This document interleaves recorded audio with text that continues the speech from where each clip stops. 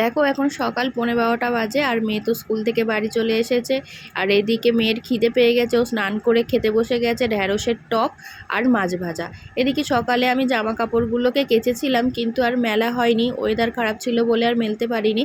আর আমি ঢ্যাঁড়সের টকটা যেভাবে বানিয়েছি, প্রথমে ঢ্যাঁড়সটাকে আমি ভালো করে ধুয়ে নিয়েছি, তারপরে ঢ্যাঁড়সের সামনের অংশ আর পিছনের অংশকে কেটে বাদ দিয়ে দিয়েছি।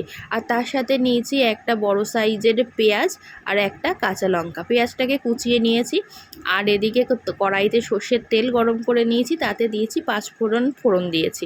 আর তাতে ঢ্যাঁড়সগুলোকে ভালো করে ভাজতে দিয়ে দিয়েছি। ভাজা হয়ে গেলে পেঁয়াজ আর কাঁচা লঙ্কাটাকে দিয়ে আবারও ভাজতে শুরু করেছে।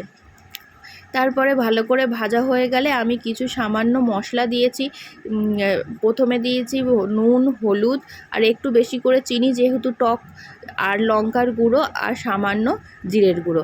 এই মশলাগুলোকে আমি সব তাতে কড়াইতে দিয়ে দিয়েছি।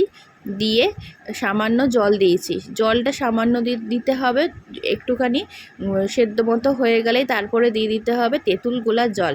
তারপরে ভালো করে ফুটিয়ে নিলাম। দেখো এখানে আমার ঢ্যাঁড়সটাও সিদ্ধ হয়ে গেছে, আর এদিকে আমার ঝোলটাও ফুটে গেছে। একদম গা মাখা মাখা করতে হবে। এই যে আমার রেডি হয়ে গেছে ঢ্যাঁড়সের টক।